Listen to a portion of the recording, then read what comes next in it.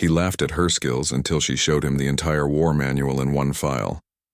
Commander Zethkar's mandibles clicked in amusement as he watched the human female fumble with the holographic interface.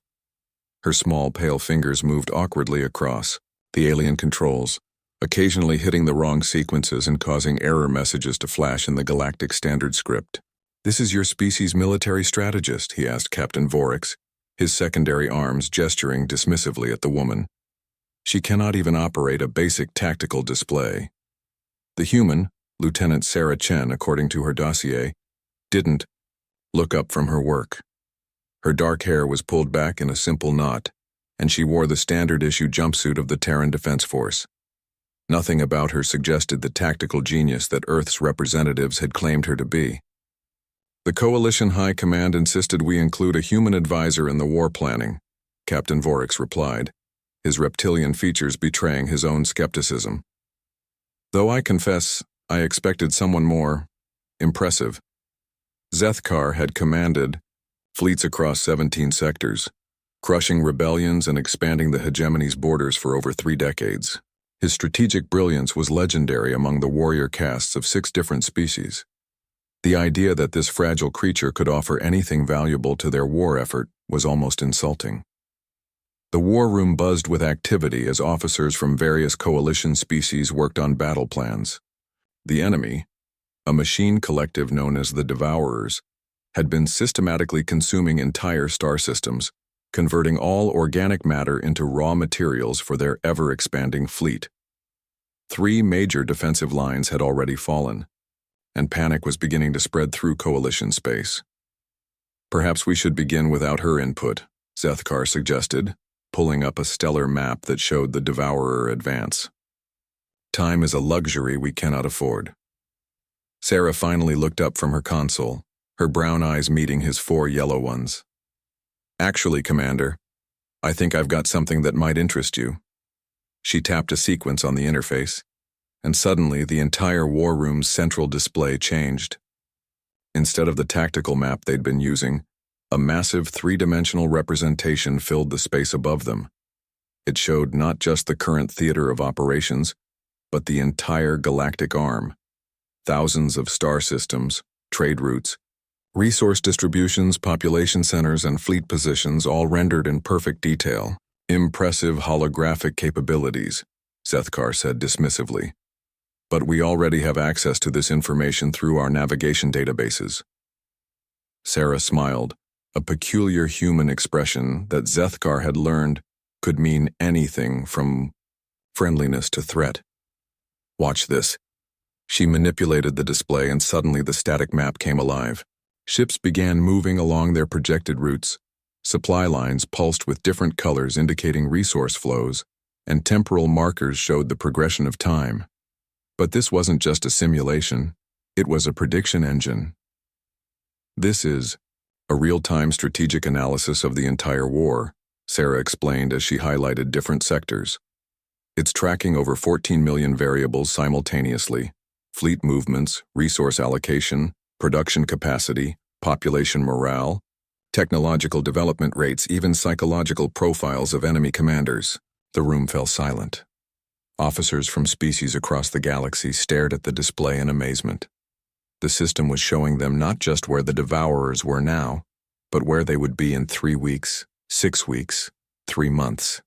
It was predicting supply shortages before they happened, identifying vulnerable worlds before they were attacked, and calculating optimal defensive positions with mathematical precision. "How is this possible?" Captain Vorix whispered. Sarah's fingers danced across the controls, and the display zoomed in on a seemingly insignificant system on the outer rim.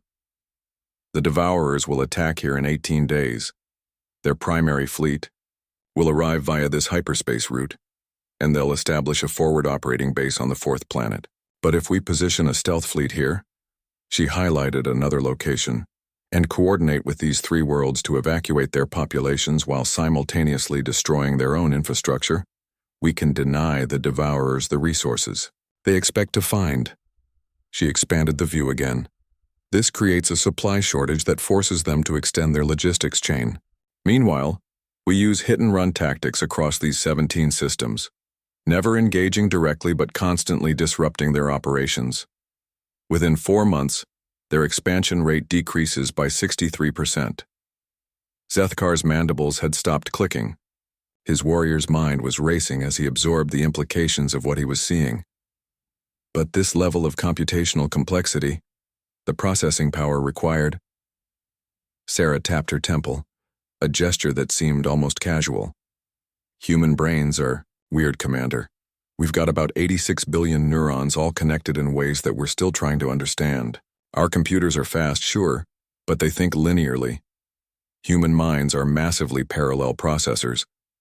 We see patterns in chaos, find connections between seemingly unrelated events, and most importantly, we're really, really good at imagining how our enemies think.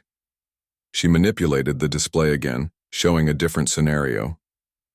Your species, Commander, you're brilliant tacticians. You understand formations, logistics, the flow of battle. But you think in terms of honor, direct confrontation, decisive victories. The Devourers are machines. They think in terms of efficiency and resource optimization. The display shifted to show the human approach. Instead of meeting the enemy head-on, it showed a complex web of seemingly random attacks, retreats, and misdirection. To Zethkar's trained eye, it looked like chaos. But as the simulation played out, he began to see the underlying pattern. Each random action was actually precisely calculated to create maximum disruption with minimum resource expenditure. You're not trying to defeat them in battle, he realized. You're trying to make them inefficient. Sarah nodded. Exactly. Humans have been fighting wars for our entire evolutionary history. We've learned that sometimes the best way to defeat a stronger enemy isn't to be stronger. It's to be more stubborn, more creative, and more willing to break the rules. She pulled up another section of the analysis. This isn't just a battle plan, Commander.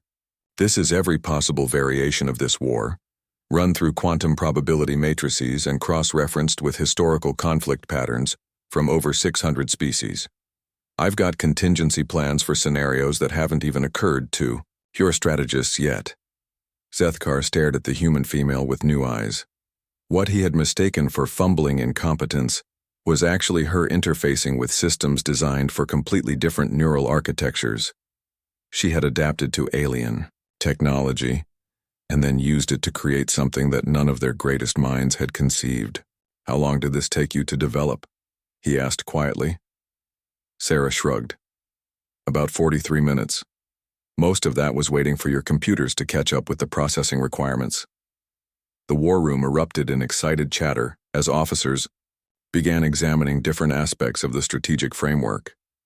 But Zethkar remained focused on the human. He had commanded fleets and conquered worlds, but he was beginning to understand that humans fought wars on an entirely different level. Lieutenant Chen, he said formally, I believe I owe you an apology, and perhaps I should ask if you would be willing to teach us your methods. Sarah's smile this time was definitely friendly. Commander, in my species' military academies, this isn't even considered advanced coursework. This is just basic strategic thinking. Wait until you see what we can do when we really try. As Zethkar looked at the impossible complexity of the strategic analysis surrounding them, he felt something he hadn't experienced in decades of warfare. Humility. And perhaps, for the first time since the Devourer threat had emerged, genuine hope for victory.